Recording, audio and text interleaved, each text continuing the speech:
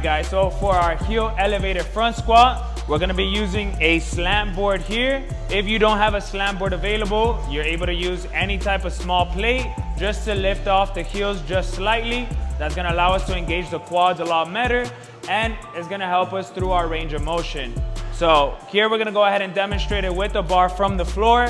However, we want you guys to be doing this off a squat rack, so you're able to take the weight off safely without getting hurt, and we'll go ahead and start from there. So Kevin is gonna demonstrate here. All right, guys, so first thing, for our hand placement, we wanna make sure that we're thumbs away from our shoulders.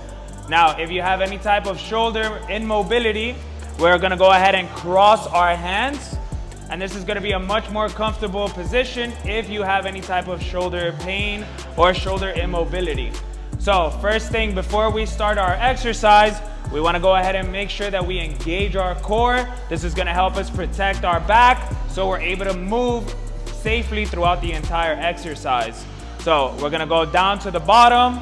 As he lowers down into his position, he wants to stay nice and balanced on his feet. He doesn't want the weight shifting on his toes or too far back that he's falling backwards.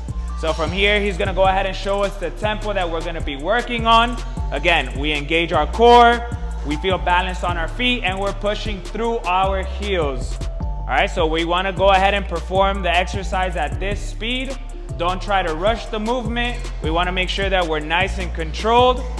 And as we go week by week and we start loading it, we want to make sure that we load it accordingly, all right? What I mean by that, we don't want to go ahead and do improper technique, all right? The moment that you feel your form break down, stop. It's not worth it. You could get hurt.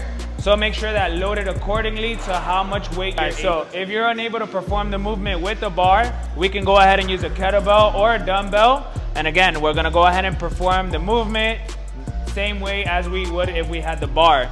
Our core is nice and engaged to protect our back. We're gonna be pushing through our heel, and we feel nice and balanced through our feet through the entire movement. If we're not able to do it with any weights, again, we can do this exercise completely body weight. Go ahead and perform the exercise nice and slow. You should feel it on the quads, a little bit on the glutes, and throughout the entire leg, but primarily those muscles. So again, nice and controlled reps. Do it at your level, all right? There's no point in trying to get hurt. Go at your pace, and little by little, you'll start improving.